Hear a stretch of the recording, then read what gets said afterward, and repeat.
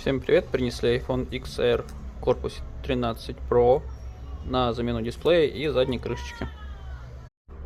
Наш 13 Pro XR готов к пересадке дисплея и задней крышки. Осталось только перекинуть верхний шлейф с датчиками на дисплей и заклеить заднюю крышку. Вот так теперь выглядит наш iPhone XR в корпусе 13 Pro после замены дисплея и задней крышки. Все работает, Трутон тоже перенесен. Будем выдавать клиенту. На этом я прощаюсь. Подписываемся. Впереди много всего интересного.